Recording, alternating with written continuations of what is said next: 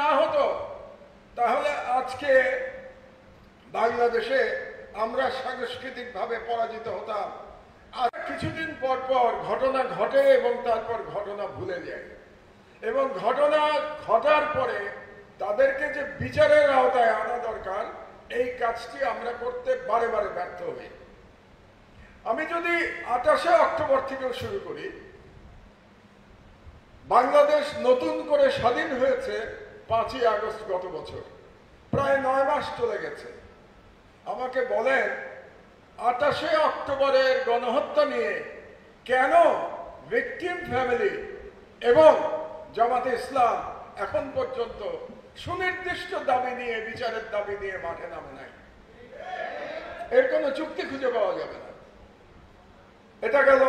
এবং পরবর্তী প্রত্যেকটা গণহত্যার ব্যাপারে আপনি দেখবেন যে সেইভাবে আমরা মাঠে নামতে ব্যর্থ হয়েছি, এবং এই কারণে গণহত্যা বারে বারে সংগঠিত করেও যারা অপরাধী তারা পার পেয়ে যাচ্ছে। সর্বশেষ আমি একটু সমালোচনা করব হেফাজতে ইসলামের। 5ই আগস্ট, 5ই মে হেফাজতে ইসলামের, আমি বলবো তাদের জন্য একটা, এই সংগঠনের জন্য সব থেকে বিজয়ের দিন গেছিল 5ই মে। আপনারা ভাবছেন যে আমি গণহত্যার দিনকে বিজয় বলছি? আমি বিজয়ই বলি সেই গণহত্যাকে। বিজয় এই কারণে যে হেফাজতের তৈরি উত্থান কেন হয়েছিল? হেফাজতের উত্থান হয়েছিল বাংলাদেশের মানুষের যে ধর্মীয় স্বাধীনতা, বাঙালি মুসলমানের যে কালচার, বাঙালি মুসলমানের ধর্ম ঐতিহ্য, এটাকে রক্ষা করবার জন্য প্রধানত হেফাজতে ইসলামের উত্থান হয়েছিল। আপনারা হয়তো বলবেন রাসূল সাল্লাল্লাহু আলাইহি ওয়াসাল্লামের সম্পর্কে কটূক্তি করার জন্য হয়েছিল, এটা কারেক্ট। কিন্তু আমি যদি বৃহত্তরভাবে বিষয়টিকে বিবেচনা করি তাহলে কেবলমাত্র রাসূল সাল্লাল্লাহু আলাইহি ওয়াসাল্লামের অপমানের বদলা নেওয়ার জন্য হেফাজত ইসলামের উত্থান ঘটে নাই।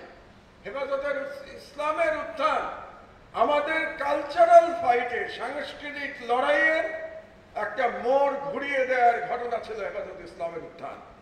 হেফাজতে ইসলামের উত্থান যদি না হতো তাহলে আজকে বাংলাদেশে আমরা সাংস্কৃতিকভাবে পরাজিত হতাম।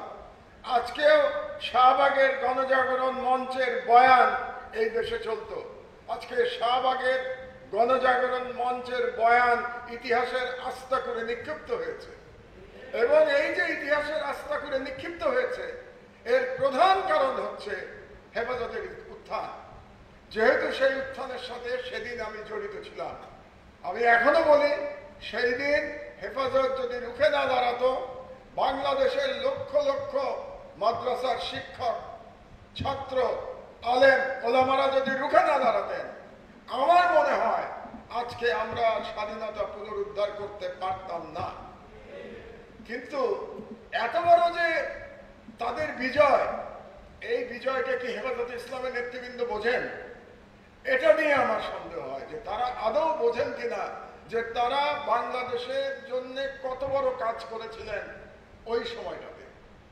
যদি তারা বুঝতেন তাহলে এবার 5ই মে তাদের জন্য একটা ঐতিহাসিক অপরচুনিটি ছিল, যে ঐতিহাসিক অপরচুনিটি তারা মিস করেছেন দুর্ভাগ্যজনকভাবে। ঐতিহাসিক অপরচুনিটি কি ছিল? 5ই মে তাদের জনসভা করা উচিত ছিল বা মহাসমাবেশ করা উচিত ছিল এক দফা দাবিতে। তাদের এক দফা দাবি যে 5ই মে গণহত্যার বিচার করতে হবে। এই দাবি নিয়ে যদি 5ই মে তারা মাঠে নামতেন, যেটা তারা 3 মে 2 দিন আগে নেমেছেন, সেটাতেও কোনো সমস্যা ছিল না। কিন্তু যদি এক দফা দাবি নিয়ে নামতেন তাহলে ওই মহাসমাবেশের মেসেজ অন্যরকম হতো।